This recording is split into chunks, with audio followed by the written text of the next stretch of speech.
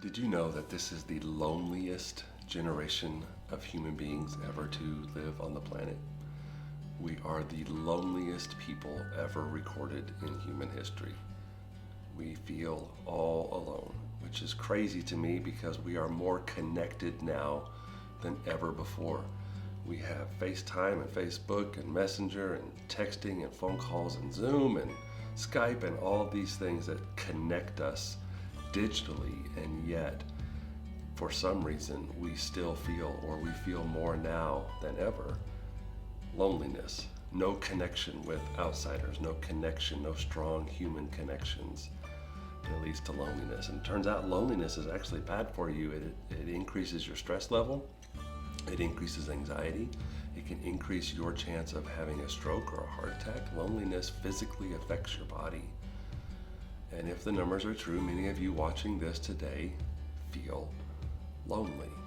And I want to just say a couple things about feeling lonely. As a Jesus follower, I understand if you feel lonely, but you should never feel alone. There's a difference. You should never feel alone because we have a Savior who has promised, I will never leave you nor forsake you. He's never ever left you alone. His name, he was called Emmanuel, which literally means God with us. He's always with us. God is ever present in our lives. Jesus has never left you all alone to face anything. Now, you might not have seen him, you might not have heard his voice, you might not have felt his presence, but he is always with you. He has never broken a promise, and he's not going to break that one. You're never alone.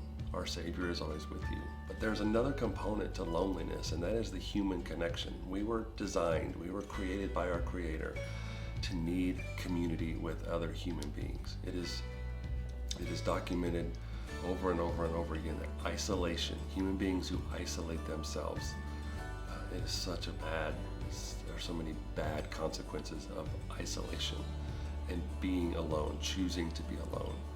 So there are some things you can do, and I want to suggest to you that if you struggle with loneliness, you need to do some things. You need to make some phone calls. You need to have some face-to-face visits. You need to take the initiative, and you need to start to create some strong human connections. We have a circle group that we met with last night, and we were talking about this. And there's a study going around right now that says, if the end of the world happens, if there's an apocalypse, if there's a power grid outage, if there's some civil war, if there's something huge and tragic and terrible that happens, power grid, all these things.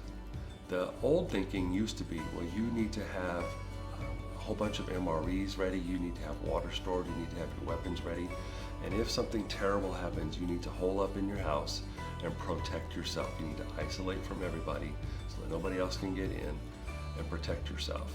And that used to be the thinking.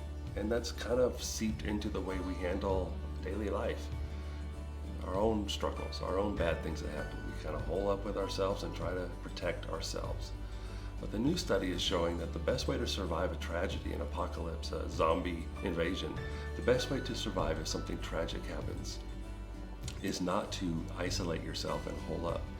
It will be the people who have the strongest human connections that survive those, because truly we need each other. And in a crisis, you need human beings. And the way you get human beings to help you in a crisis is, well, you have strong human connections outside of a crisis. So, what do? Sit down and make a friend. Go introduce yourself to your neighbor. Come to church and enjoy meet and greet. It takes some effort to build strong human connections, but they are what you need. There are in the scriptures over 75 one another statements that are commands. We are to love one another and serve one another and take care of one another and encourage one another. And if you look at that list, you can't do most of those over the phone.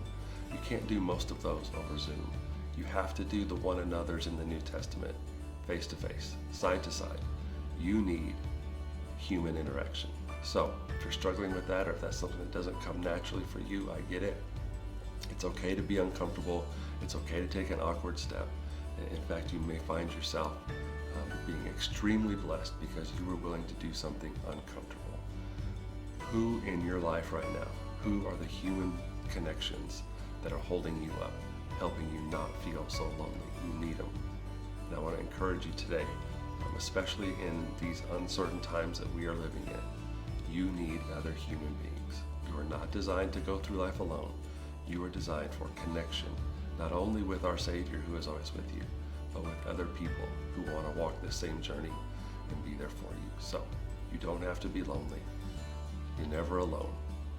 Go and make those connections. See ya.